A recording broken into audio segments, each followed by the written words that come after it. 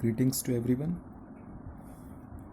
आज हम फिर अपने सेकंड चैप्टर में एलसीआर सर्किट के साथ हैं वीडियो में। लास्ट टाइम हमने कुछ इम्पोर्टेंट टॉपिक को डिस्कस किया था, that was your AC circuit containing L, C and R. उसके लिए हमने कुछ ग्राफ्स ज्योमेट्रिकली रिप्रेजेंटेशन दी थी, हमारे पास कुछ वैल्यूज़ थी।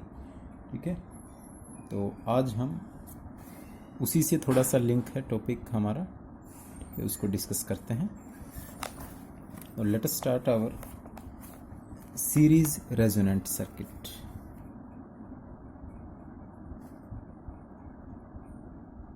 सीरीज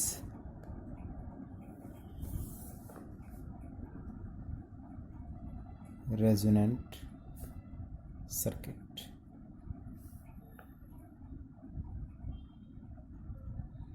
देखिए क्या होता है, जो सीरीज रेजोनेंट सर्किट है हमारा, ठीक है, उसमें हमने लास्ट टाइम तीनों चीज़ें सीरीज में डिस्कस करी थी, एल भी, सी और R, with the source of alternating EMF E.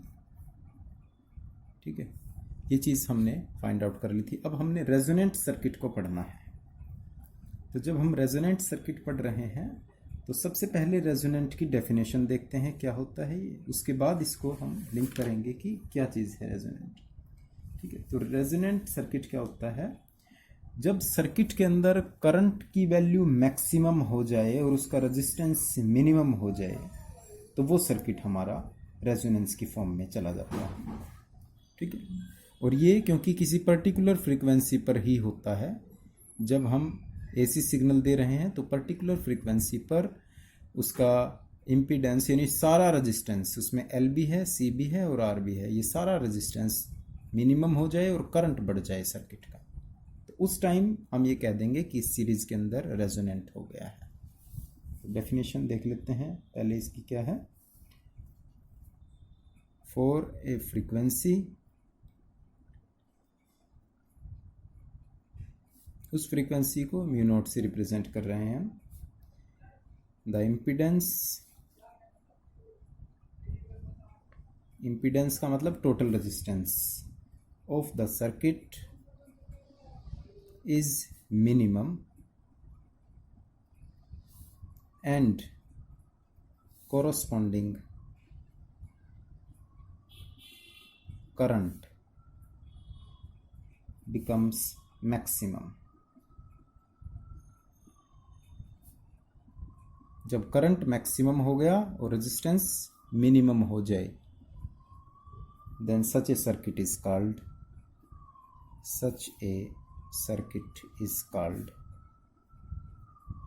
Series resonant circuit. ठीक है, तो उस सर्किट को हम नाम दे देते हैं सीरीज रेजोनेंट सर्किट का। अब ये होता कैसे है, थोड़ा सा आइडिया ले लेते हैं। उसके लिए भी हमने कल एक इक्वेशन फाइंड आउट की थी जेड की। It is find that impedance in the circuit, impedance in LCR series circuit is given by Z से डिनोट किया था और उसकी वैल्यू हमारे पास थी ये मैग्नीट्यूड में R square plus XL minus XC का होल स्क्वायर। ठीक है, एक्सएल ओमेगा एल है और एक्ससी क्या है, 1/ओमेगा-c है हमारे पास। ठीक है, एक्सएल की वैल्यू ओमेगा एल और एक्ससी कितना है हमारे पास, 1/ओमेगा-c है। ठीक है, ये 1/ओमेगा-c है और ये, और ओमेगा का मतलब क्या होता है, 2 pi mu L, and that is equal to 1/2 pi mu C. ठीक है, अब आप देख सकते हैं इन दोनों के अंदर जब रेजिस्टेंस की बात हो रही है, इंडक्टर का रेजिस्टेंस, तो 2 पाई म्यू एल पर रिप्रेजेंट हो रहा है और कैपेसिटर का रेजिस्टेंस 2 पाई म्यू सी पर रिप्रेजेंट हो रहा है। ठीक है, यानी कि ये दोनों फ्रीक्वेंसी के ऊपर डिपेंडेंट है रेजिस्टेंस। लास्ट टाइम हमने इसको डिस्कस भी करा था, डीसी के लिए फ्रीक्वेंसी 0 हो जाएगी तो ये कोई रेजिस्टेंस ऑफर नहीं करेगा, और डीसी के लिए इसकी फ्रीक्वेंसी 0, तो ये 1/0 इनफाइनाइट रेजिस्टेंस ऑफर करेगा डीसी के लिए। लेकिन हमने यहाँ पर एक डेफिनेशन में लिखा है कि किसी पर्टिकुलर फ्रीक्वेंसी पर पूरे इम्पीडेंस का पूरे सर्किट का इम्पीडेंस मिनिमम होना चाहिए। और ये कब हो सकता है? जब दोनों की फ्रीक्वेंसी सेम हो, सेम वैल्यू पर काम कर रहे हैं। ठीक है, सेम वैल्यू पर काम करने का मतलब क्या है कि हमने सर्किट के अंदर जो है एल भी जोड़ रखा है और सी भी कनेक्टेड है। ठीक है, और हम फ्रीक्वेंसी बढ़ाते जा रहे हैं, लगातार फ्रीक्वेंसी चेंज करते जा रहे हैं। जब हम फ्रीक्वेंसी बढ़ा रहे हैं, ध्यान से देखना जो मैं कह रहा हूं, एक्सएल डायरेक्टली प्रोपोर्शनल है म्यू के और XC is inversely proportional to mu. हम फ्रीक्वेंसी को लगातार इंक्रीज करते चले जा रहे हैं और जब फ्रीक्वेंसी लगातार बढ़ती जा रही है तो ये तो बढ़ता जाएगा, लेकिन इसके बढ़ने से एक्ससी की वैल्यू क्या होती जाएगी? डिक्रीज होती चली जाएगी। और जब ऐसा हो जाएगा सर्किट के अंदर तो इसका मतलब ये है कि एक चीज़ तो कम होती जा रही है और एक चीज़ बढ़ती चली जा रही है। ठीक है,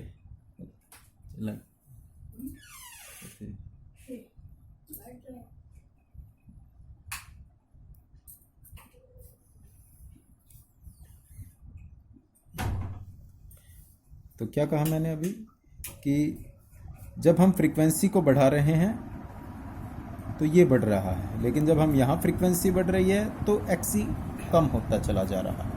तो इसका मतलब ये है कि एक फ्रीक्वेंसी बढ़ाने से बढ़ रहा है, एक फ्रीक्वेंसी को बढ़ाने से कम हो रहा है। तो कभी ना कभी ऐसी सिचुएशन आ सकती है कि ये बढ़ता चला जा रहा है और ये कम होता चला जा रहा है और सर्किट में दोनों की वैल्यू सेम हो जाए। ठीक है, इसको आप अब ग्राफ के थ्रू स्टडी करते हैं, उससे क्लियरेंस थोड़ी सी बढ़ जाएगी हमारी। लेट अस से यहाँ हमने ले लिया फ्रीक्वेंसी और यहाँ पर हमने ले लिया XL और XC। ठीक है, जब हम फ्रीक्वेंसी को बढ़ा रहे हैं, frequency is increasing in this direction, तो जो XL है वो तो क्या होगा? बढ़ता। अगर ये 0 है, देखो अब ये 0 है तो ये 0 रहेगा, ये 1 है तो उसके अकॉर्डिंग बढ़ता चला जाएगा, यानी कि ये XL लीनियरली इंक्रीज होता चला जा रहा है। This is the graph for XL is equal to 2 pi mu L के लिए। फ्रीक्वेंसी बढ़ती जा रही है इस डायरेक्शन में, फ्रीक्वेंसी के बढ़ने से XL लगातार बढ़ता जा रहा है क्योंकि ये चीज़ कांस्टेंट है, L भी कांस्टेंट है। फ्रीक्वेंसी बढ़ी, XL बढ़ता चला गया, लीनियरली इंक्रीज। लेकिन अब ये अगर 0 है तो ये कितना होगा? इनफाइनाइट। तो इसका मतलब जब ये 0 है फ्रीक्वेंसी तो XC इस लाइन पर नहीं है कहीं भी, वो इनफाइनाइट से है, कहीं पर इनफाइनाइट से आ रहा है। और जब वो इनफाइनाइट से आ रहा है तो वो इसके लगातार बढ़ने से कम होता चला जा रहा है and it will be like this. ये लीनियर नहीं है क्योंकि ये इनफाइनाइट से वैल्यू आ रही है हमारी, और जब ये इनफाइनाइट से आ रही है तो इसका मतलब ये इस तरीके से चेंज होती चली जाएगी। That mean this graph is showing XL is equal to 1/2 pi mu C। And now you can see that both of these XL and XC are cutting at a particular frequency. Let us this frequency, और इस frequency को नाम दे दिया mu naught, यानी कि ये वो particular frequency है जिस पर XL और XC दोनों आपस में एक दूसरे को इंटरसेक्ट कर रहे हैं। और हम ये भी चीज़ जानते हैं कि जब XL और XC दोनों इक्वल हो जाएं तो हमने लास्ट टाइम पढ़ा था एक case omega L is equal to omega C का लास्ट केस था वो, और omega L is equal to omega C का मतलब XL becomes equal to 1/XC। और ऐसी ही सिचुएशन हमारे पास इस पर्टिकुलर फ्रीक्वेंसी पर मिल रही है। और जब इस पर्टिकुलर फ्रीक्वेंसी पर ये सिचुएशन कि XL और XC दोनों बराबर, तो यहाँ इस इक्वेशन के अंदर इसको पुट करके देखते हैं तो Z this is equal to square root of R, square से square cancel, Z just equal to R आ गया हमारा। यानी इस टाइम Z की वैल्यू इम्पीडेंस जो है that is minimum, at a particular frequency when XL and XC becomes equal, then Z is just equal to R, and that particular frequency is named as mu naught. और इसी time circuit के अंदर resonance create होगा definition के according. For a frequency mu not, impedance of the circuit is minimum हो गया circuit के अंदर इम्पीडेंस. क्यों? क्योंकि यही पर्टिकुलर फ्रीक्वेंसी है जिस पर हमारा इम्पीडेंस मिनिमम हो रहा है. और जब वो मिनिमम हो गया तो करंट सर्किट के अंदर क्या होगा? मैक्सिमम, क्योंकि रेजिस्टेंस मिनिमम और करंट मैक्सिमम हो गया. And that is known as resonant situation, और we can say series resonant circuit. इस पर्टिकुलर फ्रीक्वेंसी पर रेजोनेंट हो गया और वो सीरीज रेजोनेंट सर्किट बन गया है. ठीक है. अगर हम इसको XL को लिख दें 2 pi mu naught L, this is equal to 1/2 pi mu naught C, क्योंकि इस पर्टिकुलर फ्रीक्वेंसी पर दोनों आपस में क्या है? इक्वल हो चुके हैं. ठीक है. तो म्यू नॉट की वैल्यू निकालो जरा, कितनी होगी? म्यू नॉट का स्क्वायर हो गया हमारे पास, और ये 1/2 पाई हो गया. नीचे जा कर के 1/2 पाई का स्क्वायर हो गया यहाँ, और L और C और आ गए हमारे पास. इस स्क्वायर को हटाएंगे तो हमारे पास वैल्यू क्या आएगी यहाँ?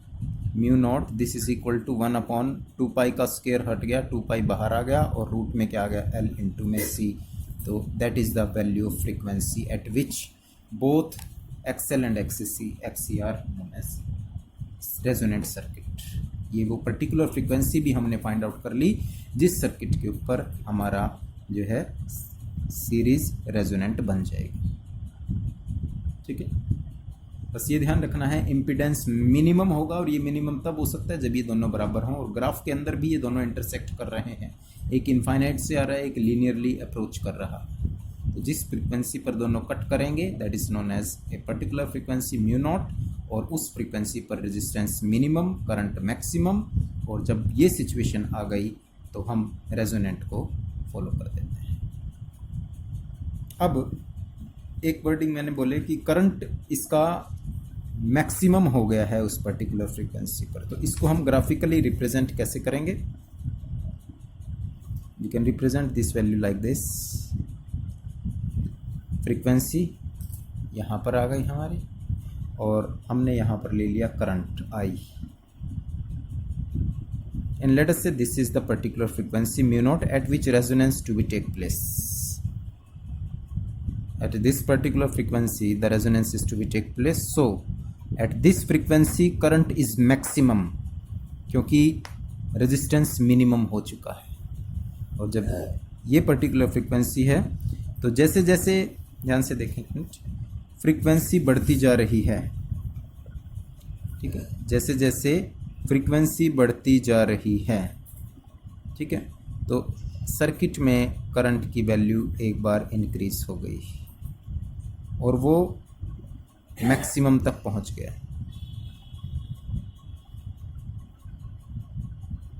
ये यहाँ. उसके बाद जैसे फ्रीक्वेंसी बढ़ा रहे हैं तो ये डिक्रीज हो रहा है.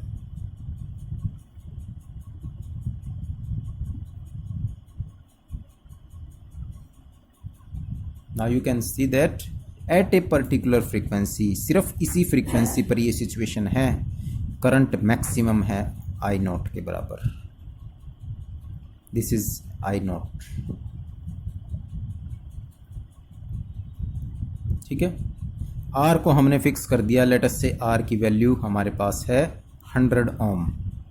R1 नाम दे देते हैं इसको.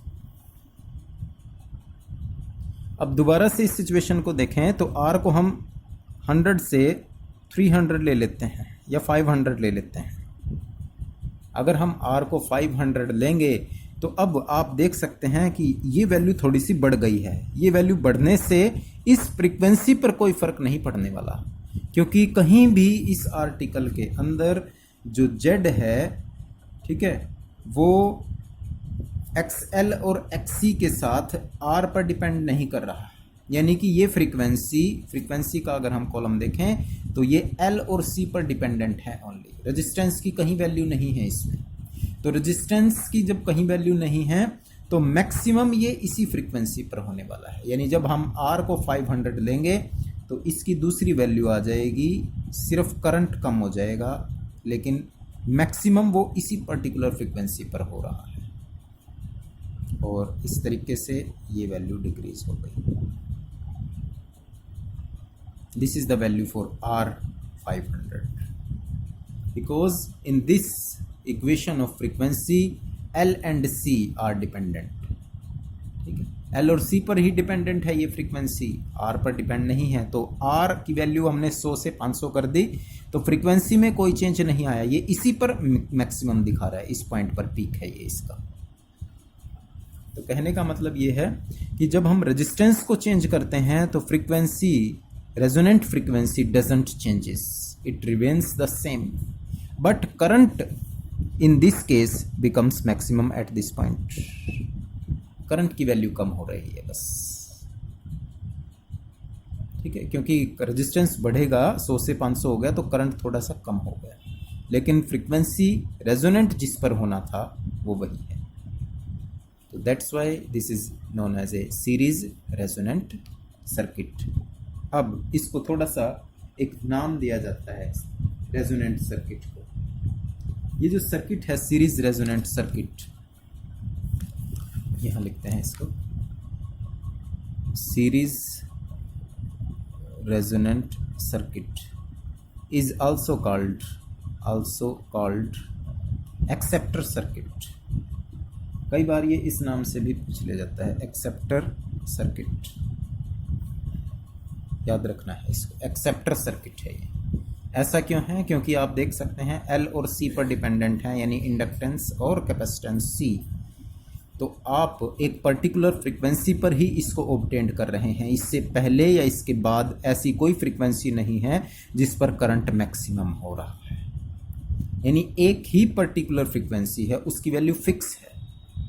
और इसको एक्सेप्टर सर्किट इसीलिए कहा जाता है क्योंकि ये जो एक्सेप्टर सर्किट है ये रेडियो या टेलीविज़न के अंदर, टीवी सेट्स में ट्यूनिंग सेट करने के लिए किया जाता है। ट्यूनिंग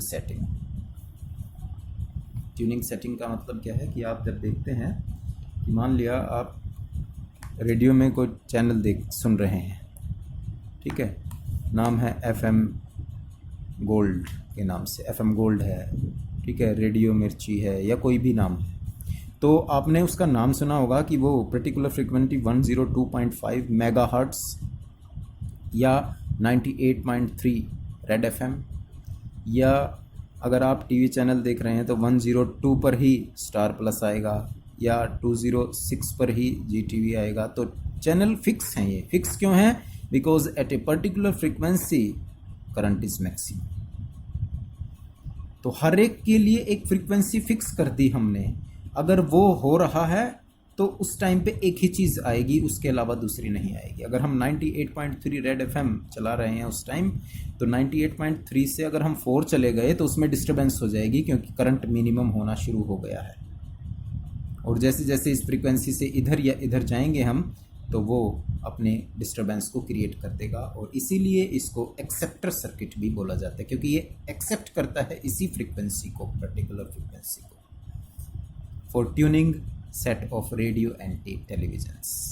एक पर्टिकुलर चैनल पर एक ही चलेगा। 206 पर अगर GTV है तो GTV ही रहेगा, वहाँ पर स्टार प्लस नहीं चलने वाला, वहाँ पर सोनी नहीं चलेगा या कुछ और नहीं चलेगा। कहने का मतलब ये एक पर्टिकुलर फ्रीक्वेंसी एक चैनल के लिए फिक्स कर दी और वहाँ L और C को हम चेंज कर देते हैं तो फ्रीक्वेंसी चेंज हो गई, और फ्रीक्वेंसी चेंज होते ही चैनल भी चेंज हो जाएगा।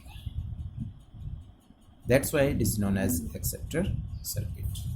That is also known as series resonant circuit. चलिए नेक्स्ट टॉपिक की बात करते हैं।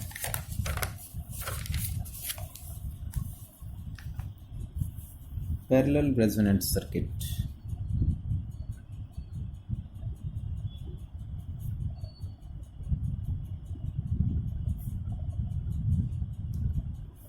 बहुत सारे स्टूडेंट्स ने इसके ऊपर क्वेश्चन मार्क किया था पहले भी, जब हम इस यूनिट को शुरू कर रहे थे तो उसमें हमारा एल सी के साथ जब हम ईएमएफ लगा रहे थे ई, तो उन्होंने क्वेश्चन अराइज किया था कि हम इसको पैरेलल में क्यों नहीं कनेक्ट करते हैं। ठीक है, तो यूट्यूब पे बहुत सारों ने कमेंट कर रखा है कि पैरेलल सर्किट क्या होता है, तो आज हम उस पैरेलल सर्किट को देखते हैं वो है क्या चीज़। क्योंकि ये जो पैरेलल सर्किट है एक्चुअल में ये बहुत इंपॉर्टेंट में से एक है। अभी आपने सिर्फ सीरीज़ को पढ़ा जिसमें एल सी और आर सीरीज़ में है ईएमएफ के साथ। ठीक है, लेकिन अब हम पैरेलल करते हैं। पैरेलल किस किस को करेंगे हम? रेजिस्टेंस तो सर्किट का होता ही है, ठीक है, तो उसको चेंज करने की ज़रूरत नहीं है, सिर्फ एल और सी को चेंज करेंगे हम। और पैरेलल रेजोनेंट सर्किट को हम किस तरीके से कनेक्ट कर देंगे? आपका एल और रेजिस्टेंस हमने एक ही ले लिया, ठीक है, और सी को इसके साथ पैरेलल में कनेक्ट कर देते हैं। पैरेलल का मतलब समझते हैं ना, ये कनेक्ट कर दी, और इन दोनों को फिर with the source of AC EMF. तो जिन्होंने क्वेश्चन अराइज किए थे कि पैरेलल क्या होता है, कैसे हम इसको पढ़ेंगे, हम उसको क्यों नहीं पढ़ रहे, तो उनका जवाब अभी मिल जाएगा कि पैरेलल सर्किट क्या है। जब हम एल और सी को आपस में कनेक्ट पैरेलल में करते हैं then it becomes parallel resonant circuit. अब वही बात यहाँ पर आ गई रेजोनेंट की। तो रेजोनेंट का मतलब वही है जहाँ पर करंट मैक्सिमम हो जाए, ठीक है, लेकिन अब ये बात पैरेलल की है, ये ध्यान रखना है। पैरेलल में सिचुएशन थोड़ी सी चेंज होने वाली है अब हमारी। चलिए देखते हैं क्या है।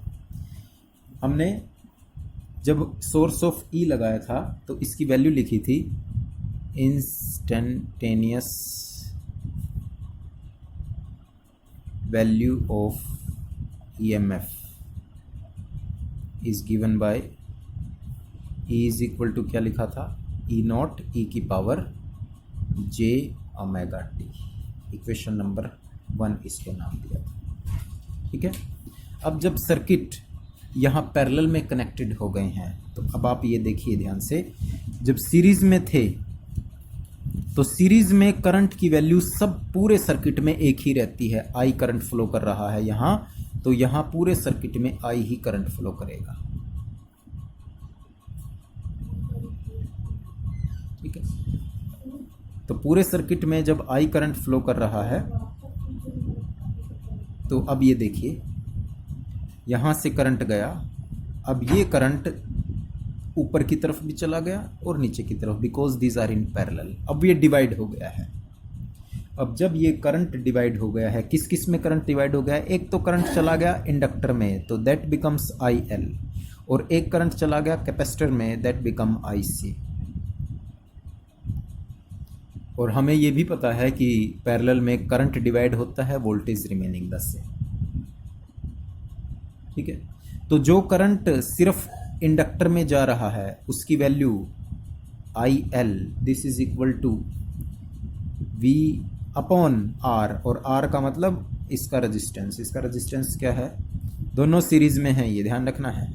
तो जो यहाँ जा रहा है वही करंट एल में भी जा रहा है, वही करंट आर में भी जा रहा है, और टोटल रेजिस्टेंस क्या हो गया? R plus J omega L. मेरे ख्याल से ये सिचुएशन आपको क्लियर हो गई होगी कैसे लिखी है। ऐसे ही IC की वैल्यू, IC का मतलब कैपेसिटर के अंदर करंट, और कैपेसिटर का EMF E है, क्योंकि पैरेलल में V की वैल्यू चेंज नहीं होती। ठीक है, और हमारे पास इसका रेजिस्टेंस क्या होता है? J और 1 अपॉन में omega C, this is the resistance. XC होता है, XC की वैल्यू क्या होती है? 1 अपॉन ओमेगा C। यहाँ पर XL था तो इसके साथ हमने ओमेगा। ठीक है, दोनों ही सिचुएशंस, दोनों का करंट की वैल्यू हमें मिल गई, और ये total current I, this is equal to IL plus IC के बराबर हो गया हमारा पैरेलल के अंदर। और IL की वैल्यू कितनी है? E upon R plus J omega L plus J E upon 1/ओमेगा सी। ठीक है, आप इसको ओमेगा सी को ऊपर ले जा सकते हैं और ये वैल्यू क्या आ जाएगी, E upon R plus J omega L plus J E omega C. ये आ गया हमारे पास आई की वैल्यू। ई दोनों में कॉमन ले लेते हैं, वैल्यू आ गई 1 plus 1 upon R plus J omega L plus E को कॉमन लिया है हमने तो J omega C. This is equal to I. एक तो होता है इम्पीडेंस और एक होता है admittance. Admittance reciprocal of the resistance is called admittance. Admittance is defined as reciprocal of impedance. impedance का मतलब समझते हैं ना, टोटल सारा रेजिस्टेंस। सारा रेजिस्टेंस किससे रिप्रेजेंट हो रहा था, जेड से, लेकिन अगर हम इसका रेसिप्रोकल ले लें then it is called impedance। That is Y से रिप्रेजेंट कर रहे हैं इसको। This is equal to 1/z। ठीक है, और वैसे तो Ohm's law v is equal to I R होता है हमारे पास। r की जगह हमारे पास क्या है, v की जगह तो e है और i एज इट इज़, और r की जगह क्या होता है, z है। ठीक, तो z किसके बराबर आ रहा है हमारा, e अपॉन आई। तो हम इसको ये भी लिख सकते हैं 1 अपॉन जेड है, so this become I upon में ई। ठीक है, अब एक चीज ध्यान में रखें, जब सर्किट पैरेलल में चला जाएगा तो सिचुएशन रेजोनेंट की चेंज होने वाली है। जब सर्किट सीरीज में था, सीरीज के अंदर ये वाला, तो उसमें मैंने कहा था कि करंट शुड बी मैक्सिमम और we can say impedance should be minimum. Impedance की वैल्यू क्या होनी चाहिए, मिनिमम, और करंट क्या होना चाहिए, मैक्सिमम। सीरीज के लिए है, लेकिन जब हम पैरेलल की बात करते हैं रेजोनेंट में तो उल्टा हो जाता है। उल्टा क्या हो जाता है कि फॉर LCR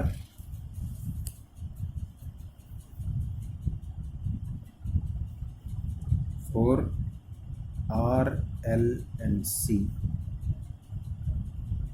ठीक है, the impedance should be maximum,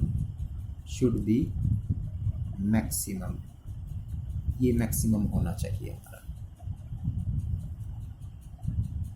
ठीक है, अब इसको हमने मैक्सिमम बनाना है। कैसे मैक्सिमम बनाना है, y is equal to 1/z है हमारे पास और z की वैल्यू ये है। This is the total impedance, क्योंकि I, E और R,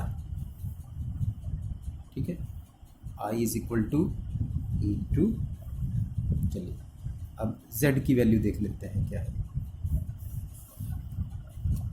देखो सिचुएशन अगर आप ध्यान से देखें तो ये I is equal to E upon में z होना चाहिए ना, तो इसीलिए हमने यहाँ पर क्या लिया है, 1/z लिया है। तो y this is equal to 1/z था हमारे पास और इसकी वैल्यू क्या है, 1/r plus J omega L plus J omega सी। ठीक है, टोटल इम्पीडेंस z की वैल्यू हमने यहाँ पर पुट कर दी। और जब z की वैल्यू 1/z की वैल्यू हमने यहाँ पुट कर दी तो ये देखना 1/z है, ये इसमें कंफ्यूजन नहीं होना चाहिए आप लोगों को। This is nothing but 1/z, क्योंकि डेफिनेशन क्या होती है, v is equal to I R होता है, और जब हम i निकालेंगे तो दैट शुड बी v/r। तो इसका मतलब i is equal to v upon में आर, आर का मतलब क्या है, ये 1/z है, दिस इज 1/z, तो इसीलिए मैंने इसको क्या लिख दिया है, ये लिख दिया। ठीक है, सोल्व करते हैं थोड़ा सा इसको। r minus J omega L से मल्टीप्लाई और इसी से इसको डिवाइड कर देंगे, a प्लस बी और a माइनस बी, क्या फॉर्मूला होता है, a square minus B square, लेकिन यहाँ पर क्या है j, तो यहाँ वैल्यू क्या बचेगी, R square plus omega square L square, क्योंकि j का स्क्वायर क्या होगा माइनस, और माइनस माइनस क्या हो जाएंगे, प्लस आ जाएगा। तो इससे डिवाइड करा, इसी से मल्टीप्लाई करा, एक तरीके से रेशनलाइजेशन कर दिया हमने, plus j omega C as it is, this is 1/z। अब इसका ले लो LCM, R square plus omega square L square, ये term as it is, R minus J omega L, plus इसके साथ मल्टीप्लाई करो, R square J omega C, plus इसके साथ मल्टीप्लाई करो जे ओमेगा का क्यूब और एल स्क्वायर सी, ये वैल्यू आ गई हमारे पास। Now this is equal to 1/z R minus J omega L. वैसे अगर देखें तो जे कॉमन आ रहा है, ओमेगा भी कॉमन आ रहा है, ठीक है, लेकिन अभी हम जे को कॉमन ले लेते हैं, प्लस जे कॉमन ले लिया, तो जब प्लस जे कॉमन लेंगे तो यहाँ पर क्या बचेगा, omega C R square plus omega cube L square C और माइनस के omega L divided by R square plus omega square L square. ठीक है, जे कॉमन लिया है हमने सारे में से, माइनस वाले को बाद में लिख दिया, पहले ये फिर ये देन माइनस।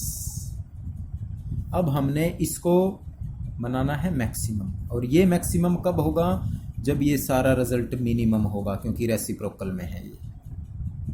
क्या कहा मैंने अभी, z शुड बी मैक्सिमम, और ये मैक्सिमम कब हो सकता है, जब ये रिजल्ट मिनिमम होगा, और ये जब मिनिमम होगा for z is maximum, then let us consider a frequency। मान लेते हैं जब ये मैक्सिमम हो रहा है तो उस टाइम फ्रीक्वेंसी क्या बन गई, ओमेगा नॉट, ओमेगा क्या बन गई, ओमेगा नॉट, जब ये मैक्सिमम हो रहा है। और जब ये